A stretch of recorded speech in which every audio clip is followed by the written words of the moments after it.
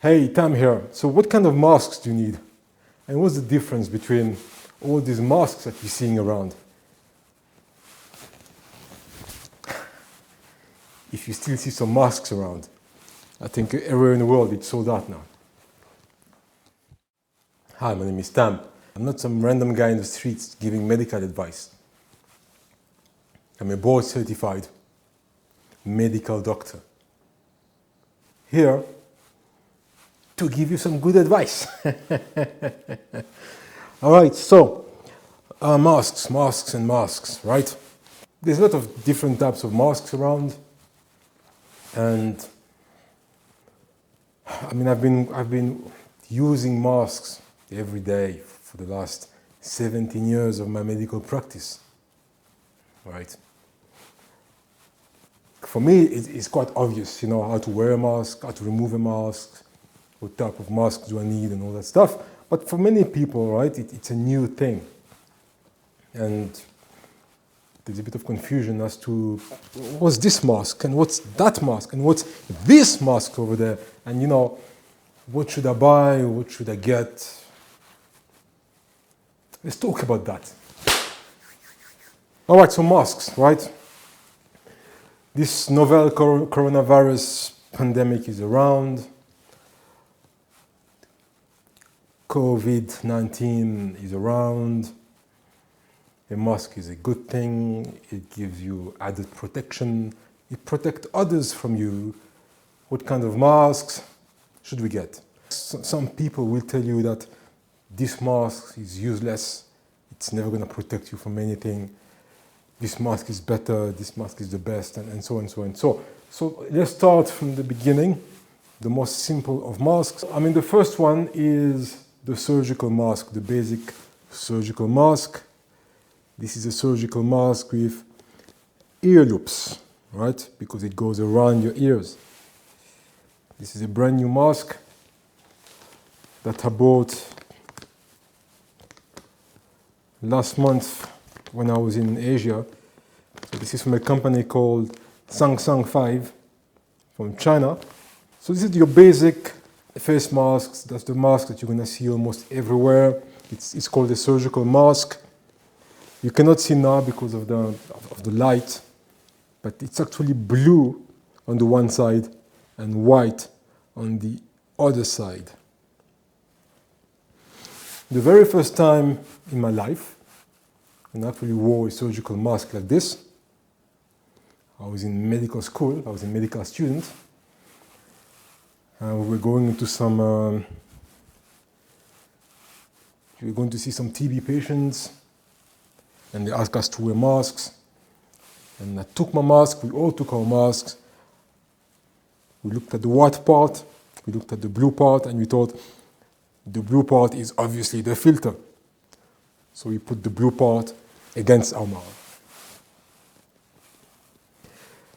And then the doctor that was lecturing us told us, hey, no, man. The blue part is always on the outside, the white part on the inside. All right. So, basic surgical masks, blue on the outside, white on the inside. Basically, the white part is always against your face. Sometimes the blue part is pink, red, green, whatever color, right? So the white part on the inside. The way to wear your mask is you will feel, if it's a proper mask, there's a little metallic piece there. You'll feel it with your finger. That metallic piece has to be molded to your face. So you wear it like that.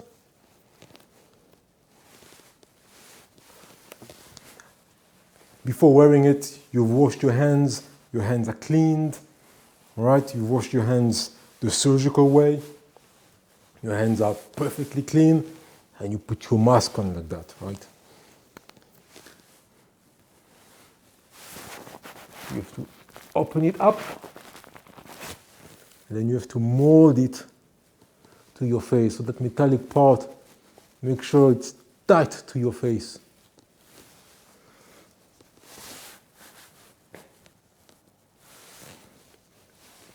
No space on the inside is completely sealed. So that's a surgical mask. Surgical mask because we use it for surgical procedures, mostly, right? It protects you against splashes. Like, you know, when you're doing any type of surgery, sometimes blood will splash into your face. Wearing this mask, usually, you know, the blood is not going to penetrate the mask and your mouth is still going to be okay. So that's protection against splashes, liquid like that, you know. Blood, you know, all sorts of stuff. But it also protects the patient against you. In the middle of surgery, you're doing a procedure, and all of a sudden, not ideal if you don't have a mask and you're coughing into an open patient. You're doing abdominal surgery there, you cough and spring germs into this abdomen before you close it up, right? People in the food industry also wear this mask, you know, again to protect the food and, you know, and stuff like that. So that's a surgical mask. Lots of people are going to say that this gives you zero protection against the coronavirus. It's not ideal, but remember, in this coronavirus, this SARS-CoV-2 pandemic, the most important thing is not to transmit the virus. Catching it, look, probably 60% of the human population on Earth is going to catch the virus anyway, including myself, you know. But most importantly, you don't want to give it to somebody else, especially the elderly, the frail, the comorbid patients, and all those people, right? So yes, it's still a very good mask, and it's still wise to wear it when you go outside because, you know, you're protecting others. Social distancing is good. Lockdowns and all that stuff is good, but protect others from yourself. So this is a very good mask. Don't let people tell you that this is not good. Very good. Right. This mask, this one is white on the inside, blue on the outside. This is the same company. So this is pink on the outside, and I've got another one that's gray on the outside, right? Now, this, I don't know if you can see, this is black on the outside, white on the inside. This mask has been infused with activated charcoal. At least that's what it says. It's an activated charcoal mask. Antibacterial, blah, blah, blah, blah, blah, you know? So the idea, I guess, is that the activated charcoal is going to detoxify the particles that are coming through, that are coming onto your face even better. So I don't want to wear it because, you know, it's a brand new mask, but yeah, an activated charcoal mask.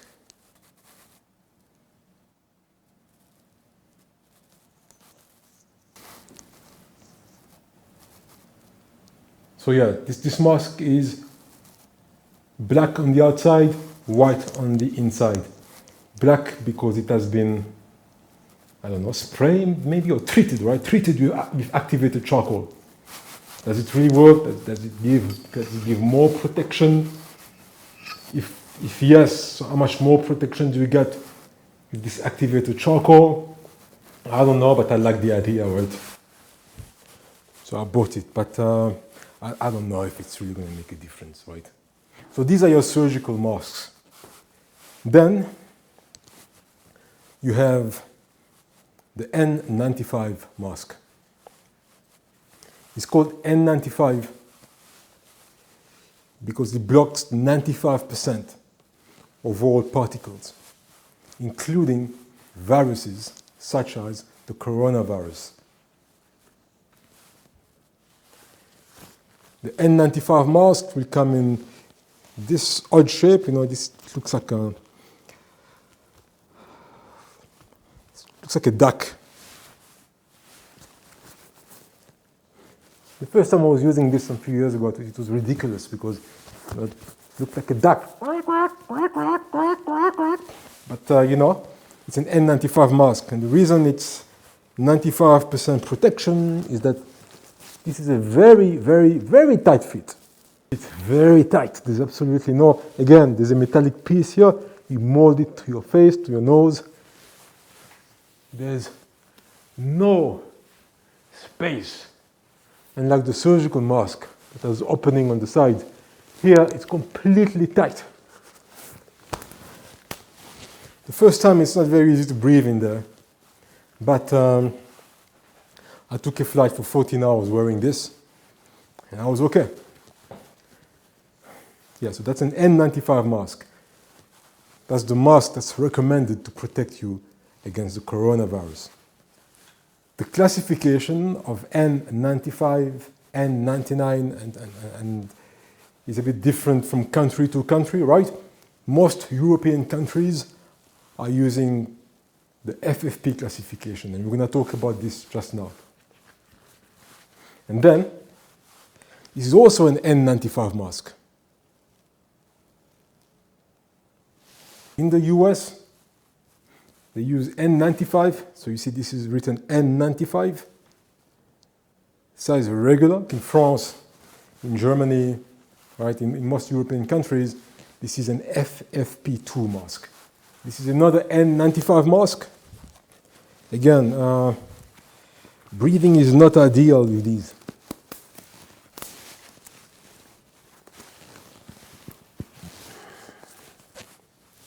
Again, it's very, very tight seal. It's not the most comfortable of masks, but you get used to it after some few hours, right? Now, the difference between FFP and N, the FFP classification and the N95 classification is that in the US, they use N, so this is N95, protected against 95% of particles, including viruses, including the coronavirus. And its equal is the FFP2 mask. So if it was in France, for instance, this would be called an FFP2 mask. The FFP2 classification says that an FFP2 mask gives you 94% protection against all particles, including the coronavirus. This is the same. FFP2 equals N95, 94%, 95%, you know?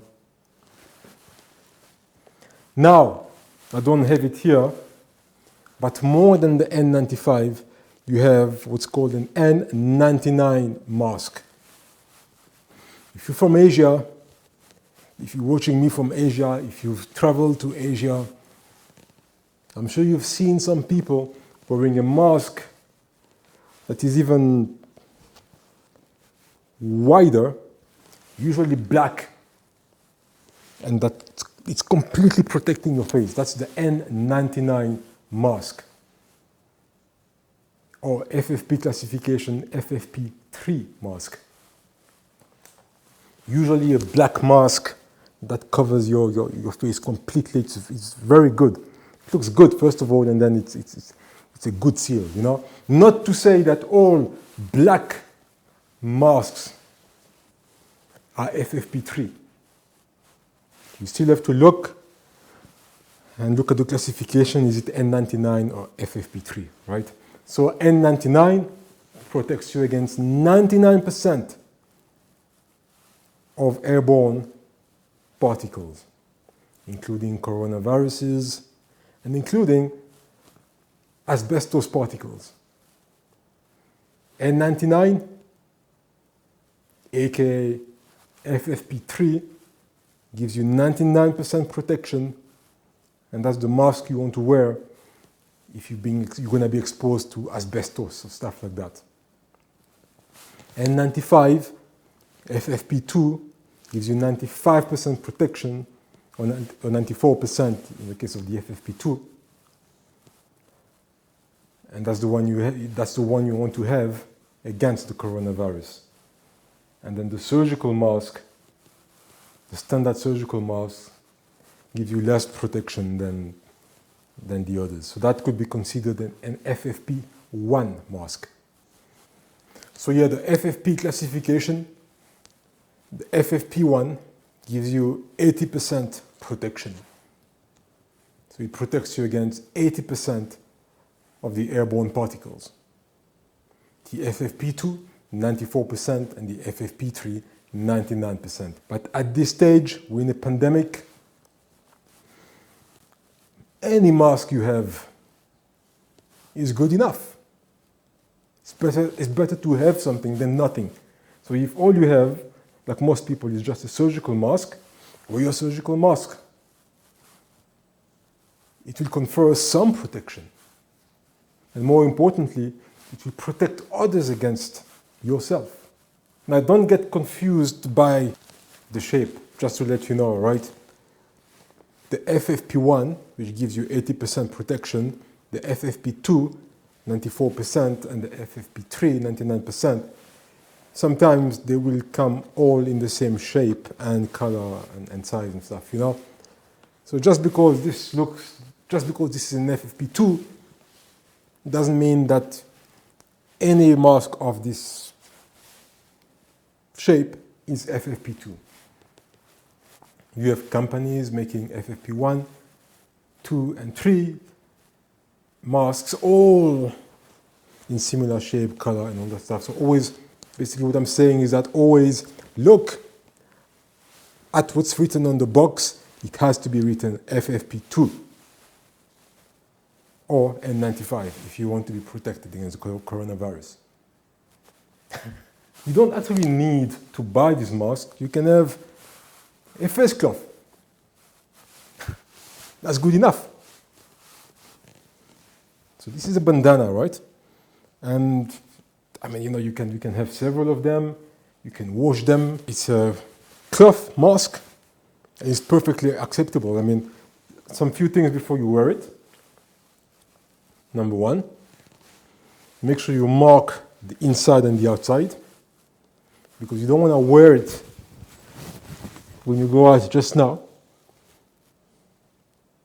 And then the next time you go out, you make a mistake and you take it inside out, and now all the virus-infected side is against your mouth, making sure that you get a good dose of the virus. Right, so make sure you mark the side, you know, that this is outside, this is inside. You know, have your little system, maybe a marker or something, because you don't want to make that mistake. And when you remove that thing, make sure that, you know, you remove it in a way that the outside stays outside and doesn't touch the inside. I don't know, you remove it, you know, you fold it, and you know that this is the outside, right, not the inside. You know, but yes, it's perfectly acceptable, right? Believe it or not, this is excellent protection against viruses. A virus is not going to go through this cloth. There's just no way that it's going to penetrate it. You know, it's even stronger than that. This is tissue. I can actually break that tissue open. This is no way, so you're fully protected there. All right.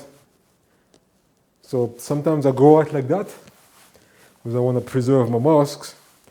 Obviously, if you're still working because you're an essential worker, especially if you work in a hospital or a pharmacy and there's no masks there, yes, it looks a bit odd to show up like that. But you know what? Be as it may, if there's really no other option, that's what you have to do. So this gives you good protection, right? Now, when you remove your bandana, make sure that you remove it properly, you wash it, and you have another one. I mean, you know, always wash it, man. I mean, that's just, it goes without saying, you know, always wash it, always keep it clean, all right? So that's the story in short about masks. Be safe. Cheers.